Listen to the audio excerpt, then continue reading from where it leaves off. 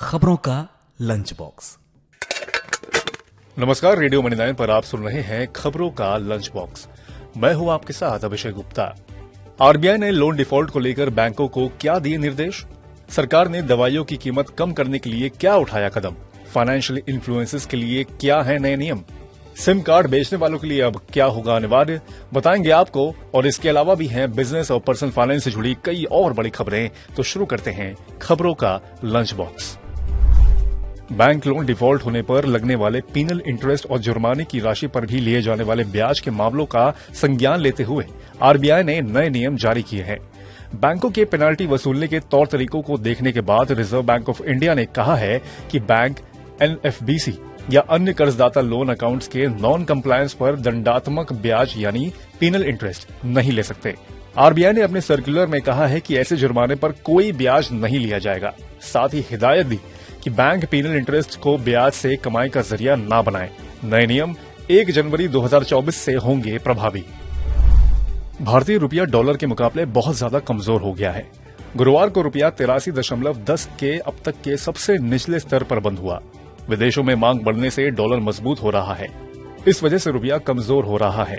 रुपए के कमजोर होने से देश में महंगाई बढ़ने की आशंका और बढ़ गई है, क्योंकि कमजोर रुपए से तेल का आयात महंगा हो गया है, जिसकी वजह से परिवहन लागत बढ़ रही है। सरकार रेयर डिजीजेस के इलाज में इस्तेमाल की जाने वाली कुछ अधिक कीमत वाली दवाओं के मूल्य को फिक्स करने पर दवा कंपनियों संग बातचीत कर रही है। सक्रिय रूप से सनोफी, सरेप्ता और रोश के साथ साथ कई और दवा कंपनियों से वार्ता चल रही है, ताकि उन मरीजों को राहत मिल सके जो दवाओं की अत्यधिक कीमतों की वजह से इलाज कराने में मुश्किलों का सामना करते हैं।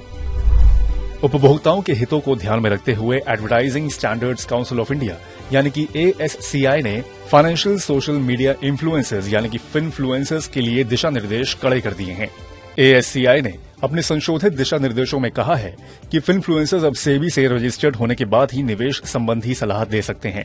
उन्हें नाम और योग्यता के आधार पर अपना पंजीकरण नंबर प्रमुखता से प्रदर्शित करना चाहिए। वहीं दूसरे वित्तीय सलाह के लिए इन्फ्लुएंसर्स के पास इरडा से लाइसेंस, एक चार्टर्ड अकाउंटेंट के रूप में योग्यता, कंपनी के सचिव के पद जैसी क्रेडेंशियल्स होनी चाहिए।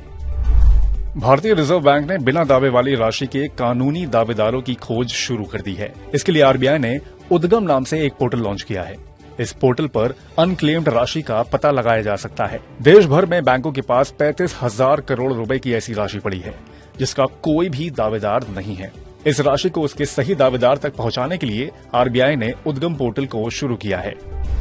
सिम कार्ड बेचने वाले डीलर का पुलिस वेरिफिकेशन अब अनिवार्य होगा। देश में करीब 10 लाख सिम कार्ड डीलर हैं, जिनका पुलिस वेरिफिकेशन किया जाएगा। नियमों का उल्लंघन करने वाले डीलर पर 10 लाख रुपए का जुर्माना लगाया जाएगा। स्पैम कॉल और टेलीमार्केटिंग को रोकने के लिए दूरसंचार विभाग ने यह कदम उठाया है। साथ ही थोक कनेक्शन देने की सेवा को बंद कर दिया है। इसके साथ ही एक व्यक्ति को अब 9 के बजाय अधिकतम 4 सिम ही दिए जाएंगे। इसकी जगह अब व्यवसायिक कनेक्शन की एक नई व्यवस्था पेश की जाएगी। इसमें व्यवसायों का और सिम लेने वाले व्यक्ति दोनों का KYC किया जाएगा। अगर हवाई यात्रा प्लान कर रहे हैं तो ये खबर आपके लिए बड़े फायदे की है। एयर इंडिया ने अपने सभी डोमेस्टिक और इंटरनेशनल रूट्स के लिए 96 घंटे की सेल का ऐलान किया है। इसके जरिए ग्राहकों को टिकटों पर 30% तक का डिस्काउंट दिया जाएगा। ये सेल गुरुवार से शुरू हो गई है। इसके तहत सबसे कम कीमत 1470 रुपए में हवाई टिकट खरीदा जा सकता है। एयरलाइंस ने कहा है कि एक तरफा घरेलू यात्रा का किराया इकोनॉमी क्लास के लिए 1470 रुपए है और बिजनेस क्लास के लिए किराया 10,130 रुपए से शुरू होगा। तो खबरों के लंच बॉक्स में फिलहाल इतना ही। बाकी बिजनेस और पर्सनल फाइनेंस से जुड़ी और खबरों के लिए सुनते रहिए रेडियो मनी 9 और डाउनलोड कर लीजिए मनी 9 ऐप को। अभी लेता हूं इजाजत। नमस्कार। खबरों का लंच बॉक्स।